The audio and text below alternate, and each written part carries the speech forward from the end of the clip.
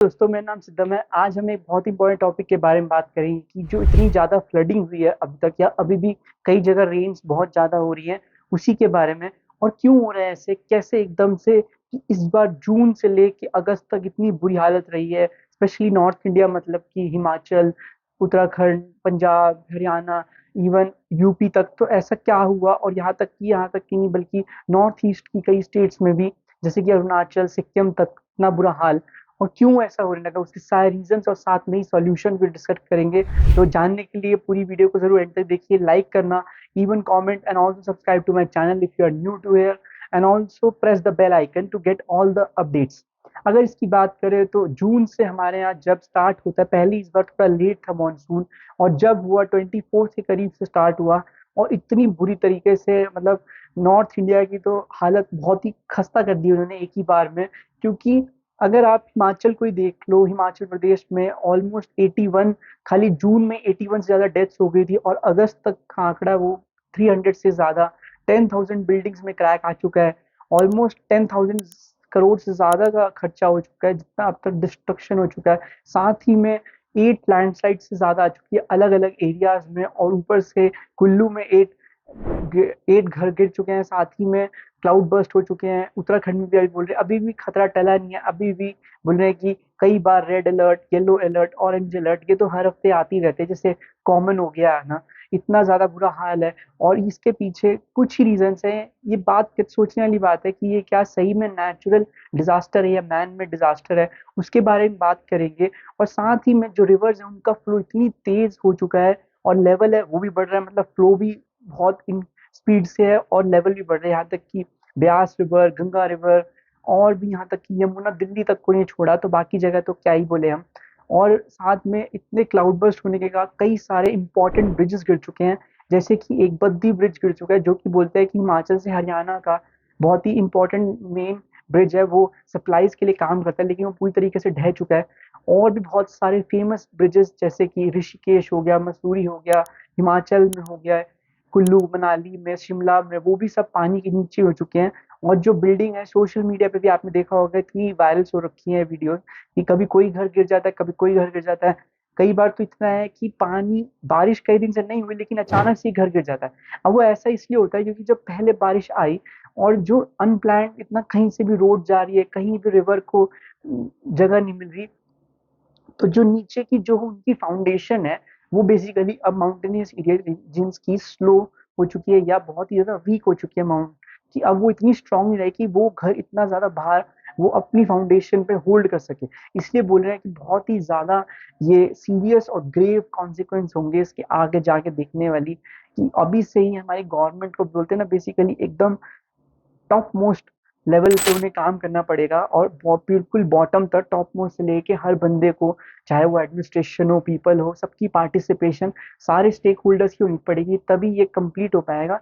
नहीं तो बहुत ही ज्यादा इसे कॉन्सिक्वेंसेस हमें लोगों को, गवर्नमेंट तक को, क्योंकि झेलने पड़ेंगे। अगर हिमाचल की बात करें स्पेशली, क्योंकि वहां पे सबसे ज्यादा हमें देखने को मिला, उसके बाद उत्तराखंड, फिर पंजाब, यूपी, इवन दिल्ली को भी नहीं छोड़ा। तो उसी में, क्योंकि अगर आप देखो, डैम्स पूरे भर चुके हैं, almost Pong dam, Ranjit Sagar dam, इनकी पूरी लिमिट जो है वो ऑलमोस्ट खत्म होने वाली है, तो उसका पानी कहाँ स्टोर होगा? और दूसरी बात है, इतनी बिजली कैसे ही बनेगी? एक लिमिट होती है ना, एक एक डैम की भी एक लिमिट है कि हाँ, इतनी कैपेसिटी पे ही वो काम कर सकता है। अगर फुल हो गई कैपेसिटी, तो वो कैसे काम करेंगे?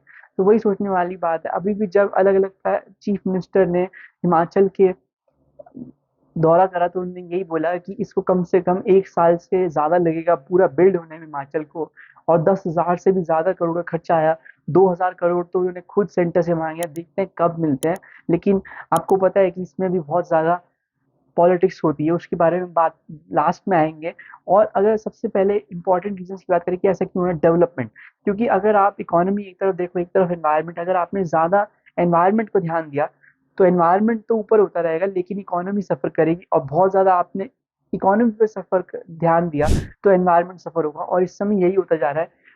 1200 से भी ज्यादा प्रोजेक्ट्स ऐसे हैं जो अलग अलग चल रहे हैं हिमाचल में, चाहे वो रोड वाइडनिंग का हो, ब्रिजेस का हो, जो टीम अलग अलग डिफरेंट हिल स्टेशन को और ज्यादा रेनोवेशन की जरूरत है, और ज्यादा इंफ्रास्ट्रक्चर बिल्ड करने को। क्योंकि अगर आप तो ओवर टूरिज्म को देखो, टूरिज्म भी इतना बड़ा फैक्टर होता जा रहा है कि 1.2 करोड़ एवरी ईयर वहाँ पे टूरिस्ट आ रहे हैं। और ये जो खाली हिमाचल का है मैं बता रहा हूँ, जो इस समय फॉरेन टूरिस्ट है वही 3.5 लाख से ज्यादा है, और वो हर ईयर या हर इवन 6 मंथ्स के बाद वो इंक्रीज होता जा रहा है।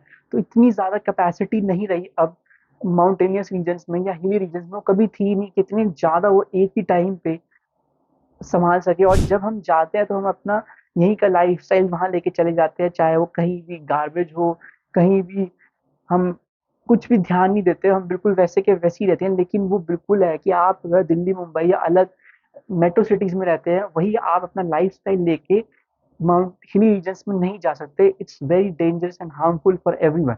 बट हम नहीं मानते और हम ऐसा ही करते रहते हैं, चाहे उसमें छोटा सा बट कुछ भी हमें फेंकना हो कहीं भी फेंक देते हैं हम। नहीं, हाइजीन को मेंटेन नहीं रखना, कहीं भी कोई भी अगर साइन लगा हो तो हम उसको अवॉइड करते हैं। तभी आपने देखा होगा कि गाड़ियों का जाम इतना ज्यादा होता जा रहा है कि दिनों तक कई गाड़ियां कई हाईवेज पे स्टक रहती हैं, और उनका नहीं पता होता कि ये आगे जाएगी या पीछे जाएगी, कुछ नहीं पता। और तभी बोल रहे हैं कि इतने ज्यादा लैंडस्लाइड बढ़ते जा रहे हैं, क्योंकि जब लैंडस्लाइड होते हैं तो बहुत ज्यादा लोगों की डेथ हो जाती है, क्योंकि वो कार्स में अटके रहते हैं और वहीं उनकी डेथ हो जाती है। तो इसलिए बोल रहे इतना ज्यादा है। और दूसरा, इसके साथ में रोड वाइडनिंग का बहुत ज्यादा एक अलग से वो हो रहा है कि इतनी ज्यादा पहले इतनी लैंडस्लाइड्स नहीं होती थी, लेकिन अब बहुत ज्यादा रैपिड वे में और बहुत ही इंटेंसली बढ़ रही है। मतलब उसकी फ्रीक्वेंसी बढ़ रही है एक तरफ, और दूसरी तरफ जब वो आती है तो उसकी इंटेंसिटी बढ़ रही है। वो इसलिए क्योंकि रोड वाइडनिंग, आप जब रोड को चौड़ा करते हो तो उसकी आपकी आपको माउंटेन्स के स्लोप या हिल्स के वर्टिकल कटिंग करनी पड़ती है। मतलब आप सीधा जब काटते हो तो उससे क्या है, जो उनकी कैपेसिटी है होल्ड करने की वो बहुत कम हो जाती है, सॉइल जो है वो बहुत लूज होती जाती है। तभी वो एकदम से कुछ झटका है या जरा सी बारिश होती है तो हम लैंडस्लाइड देखने को एक्सपीरियंस करते हैं, वो इसीलिए होता है मेन। लेकिन वही बात आ जाती है कि हम इसको कैसे बैलेंस करें। और साथ में अगर डैम्स की बात करें तो हाइड्रो पावर प्रोजेक्ट्स भी एक बहुत बड़ा रीजन है, क्योंकि 12,000 से भी ज्यादा मेगावाट की अभी बिजली प्रोड्यूस होती है सिर्फ हिमाचल स्टेट में, और ये ऑलमोस्ट 10,000 वाट है उत्तराखंड में। और बोले 2030 से पहले 25,000 वाट की बिजली होगी, मतलब कि इससे ज्यादा 1,000 डैम से भी ज्यादा बिल्ट होंगे। तो आप सोच सकते हो कि क्या हाल होगा जब 1,000 डैम एक ही स्टेट में होंगे। चाहे वो, क्योंकि डैम्स का भी एक लिमिट होती है, कैपेसिटी होती है, तो उसी पे बेस पे हम रेंज लगाते हैं कि ये एक छोटा डैम है, फिर एक थोड़ा मीडियम डैम होगा और एक हाई लेवल डैम होगा, जैसे कि पोंग हो गए, रंजीत सागर डैम हो गए। This are very high level, उनमें बहुत ज्यादा कैपेसिटी होती है वाटर को स्टोर करने की भी और इलेक्ट्रिसिटी प्रोड्यूस करने की साथ ही में। तभी बोल रहे हैं कि कौन कौन से रेंज में कैसे बनेंगे, क्योंकि अगर आप हिमाचल स्टेट को ही देख लो तो उन्हीं की गवर्नमेंट का ही ये डेटा है कि 17,000 से भी ज्यादा ऐसी लैंड एरिया है जो कि लैंड स्लाइड से प्रोन है, और उसमें से 400 से भी ज्यादा ऐसी है जो नियर क्रिटिकल इंफ्रास्ट्रक्चर है। चाहे वो कोई बेस हो गया आर्मी का, चाहे वो कोई बहुत इंपॉर्टेंट एडमिनिस्ट्रेशन बिल्डिंग होगी, चाहे वो कोई और प्लांट हो गया, सोल कोई और प्लांट हो गया, जैसे कि कोई भी हो सकता है, चाहे कोई बहुत ही बॉर्डर एरिया हो गया, चाहे बहुत ही सेंसिटिव है। तो अगर वहां पे ऐसा रहेगा तो हमारी आर्मी या बीआरओ या अलग अलग एडमिनिस्ट्रेशन ऑफिस कैसे काम करेंगे, जब उनके पास ही इतना ज्यादा नियर क्रिटिकल इंफ्रास्ट्रक्चर में कोई वही नहीं रहेगा। अगर आप एक कोई कंपैरिजन की बात बताता हूँ, कि जो हैदराबाद है लास्ट ईयर उसमें उन्होंने उसने 100 मिलीमीटर एक्सपीरियंस करा था, और तब जाके वहां पे इतनी ज्यादा रेंज हो गई थी कि हैदराबाद 536 मीटर है अबव सी लेवल। और जो कि शिमला है स्पेसिफिकली, उसने अभी ही इसी टाइम में 794 मिलीमीटर एक्सपीरियंस कर लिया, और वो 2200 मीटर्स अबव सी लेवल। फिर भी वो नहीं संभाल पाया, क्योंकि एक वही बात आ गई कि माउंटेनियस रीजन्स या हिल रीजन्स की कैपेसिटी होती है कि आप कितना उन पे लोड डाल सकते हो। एक के बाद वो बोलेंगे बस अब हमसे नहीं हो सकता, अब हम नहीं संभाल पा रहे, चाहे वो ओवर टूरिज्म हो, करप्शन के हो, इतना ज्यादा एक ही टाइम पे इतनी ज्यादा रेंज आना, फिर ओवर बर्डन हो बाय टूरिस्ट, ओवर टूरिज्म जो इतना बढ़ रहा है, अलग अलग रोड वाइडनिंग के प्रोजेक्ट्स ही इतने चल रहे हैं, चाहे वो डैम्स का हो, चाहे वो रोड वाइडनिंग के हो, चाहे वो अलग अलग हाईवे के हो। उनमें जैसे कि मैंने आपको बताया कि कैसे पहाड़ को काटा जाता है और उन पे फिर लूज होती रहती है। और उसके बाद आता है मेन करप्शन का रीजन, क्योंकि बहुत ज्यादा जगह ऐसा देखा गया है कि यहाँ पे बड़ी रोड होनी चाहिए, बट छोटी रोड रहती है, या ब्रिजेस बहुत छोटे बनते हैं। वो कैसे होता है वो मुझे आपको बताने की जरूरत नहीं, सभी को पता है कि बहुत ज्यादा जगह अप्रोप्रिएट ब्रिजेस नहीं हो पाते या बहुत ही ज़्यादा लूज बनते हैं, वो उनमें उतना ज़्यादा मटेरियल नहीं होना चाहिए। जहाँ स्टील होना चाहिए वहाँ पे कोई और मटेरियल हो जाती है, जहाँ पे स्टेनलेस स्टील या बहुत हैवी रॉक्स लगने चाहिए या और एडवांस टेक्नोलॉजी से बिल्ड होना चाहिए, वो भी नहीं हो पाता, बहुत ही जल्दी रैपिड वे में हो जाता है और उसको हम कंप्लीट कर देते हैं। इसके अगर सॉल्यूशंस की बात करें तो इसका यही है कि पूरी स्ट्रिक्टनेस के साथ रेगुलेशंस होनी चाहिए, प्रॉपर चेक्स होना चाहिए, मतलब कि क्या हम 1000 बिल्डिंग्स को या 10,000 बिल्डिंग्स को जो कि हैं हिमाचल में, उनको पूरी तरीके से दोबारा रीचेक करेंगे और उनको क्या उनके प्लान को अप्रूव कर सकते हैं। It's a heavy task, but क्या वो देखने वाली बात है कि क्या हम करेंगे, क्योंकि अगर हमें अपनी स्टेट्स को स्पेसिफिकली इतनी सुंदर, जो इतनी पिक्चरस्क लैंडस्केप सिटीज हैं या स्टेट्स हैं जो कि इतनी ज़्यादा हमें बून है हमारे कंट्री के लिए और even for environment and ecology, क्योंकि अगर आप हिमालयन स्टेट्स को देखो, चाहे जितनी भी है, फ्रॉम लद्दाख, कश्मीर till अरुणाचल, हिमालय जो है वो बहुत न्यू है, क्योंकि हर बहुत ही यंग और न्यू माउंटेन्स है, हर ईयर उनकी 3 सेंटीमीटर से भी ज़्यादा हाइट बढ़ रही है। जब जिसकी हाइट ही बढ़ रही है तो वो आप कैसे सोच सकते हो कि वो स्टेबल है? स्टेबल तो है ही नहीं ना, क्योंकि हर ईयर उन्होंने बढ़ना ही बढ़ना है बेसिकली। तो जब वो बढ़ेंगे तो ऑब्वियसली उनमें रिवर्स में शफल आएगा, रिवर्स में चेंजेस आएंगे, रिवर्स बहुत जगह बड़ी नहीं छोटी होती जा रही है मतलब नैरो होती जा रही है। रिवर बैंक्स पे हम बहुत ज़्यादा कंस्ट्रक्शन करते जाएंगे, इतना ज़्यादा प्रीमियम कंस्ट्रक्शन है और उनको प्रीमियम सेल करते हैं। तभी बोल रहे हैं कि इनको हमें एक लिमिट पे क्रॉस स्टॉप करना होगा, बिल्कुल काटा मार देना होगा कि हम यहाँ पे नहीं आगे बढ़ा सकते, चाहे जितना मर्जी हो। यहीं पे करप्शन आती है कि बहुत जगह म्यूनिसिपल ऑफिसर्स को पता नहीं होता कैसे हो रहा है, या पता होता है तो वो नजरअंदाज कर देते हैं, क्योंकि बेसिकली करप्शन है और ये हम सबको पता ही है कि ये बहुत ही रैम्पेंट वे में होता है अभी भी, और ये कहीं नहीं खत्म हुआ किसी भी एंगल से। तो कैसे होगा? क्योंकि एक तरफ आप बोल रहे हो कि हमने इतना बड़े रोड को, हमारी गवर्नमेंट क्या बोलती है कि हमने रोड को बड़ा कर दिया।